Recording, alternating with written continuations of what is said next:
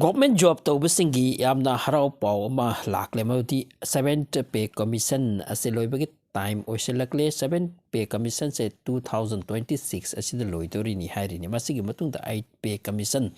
laklani haitana masi yamna harau na tayamna ngainari pa mi singni government job to riba sing hisab to na matung aduda kayam phangdori 8 pay commission asiban nalabati hojik phangriba salary sidagi kayam phanglani kaina yamna kanna angka hona dana leidingai chairak asida pau masu thorak remoti 8 commission ase government of India modi government na masi approve tawdri haiduna masidagi mi singchi wakhalama khara nuairudre 8 pay commission si oiroi adubu government job to riba sing especially central gov oigera central gov ki matung in state gov suma ki magi maduki preparation laukhatnari bani so government ki ahan bapau mathok lore masi officially oibro oidra khangte atu yamna kanna nai khaina re maduti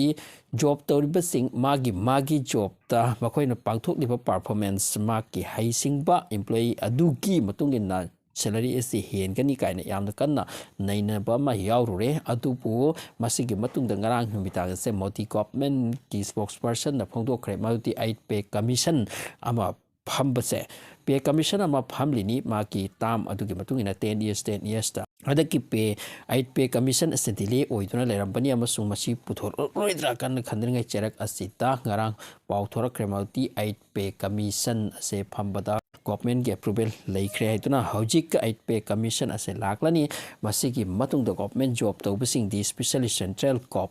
ki job torbasing ji makoi gi salary se sat down kapkat khrani adugi matungda magi state singda lady pa kanglup sing asu makoi gi salary sing ase khara makai di kapkat khrani masi job to hobu sing gi yamna harau ningai paw amani masi hojik yam kala nai dare amati 8 commission pay commission se lakutare haidra hojik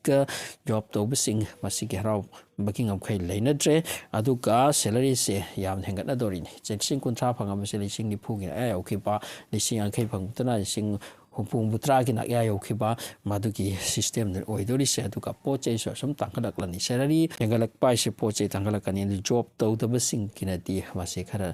waba wataga bani atupu job to sing ki te masi yamna harau ngai pau amani haina launai Masiga wafam ase Union Minister Aswani Vaishnavna mention tawkhibani ngarang January ki 16 masi khar thenglapna aduga 8 pay commission lakadori se hojik ta job ta leiriba makhoi ta ki kana banate masida pension da leiriba kanglup sing makhoi gi allowance amadi makhoi gi salary de su khara revise lakani pension phanglaba sing asiki chu yamna kanrak pani 8 pay commission lakpasida any mi government ge related paisa phangliba sing masiki makhoi gi benefit sing lei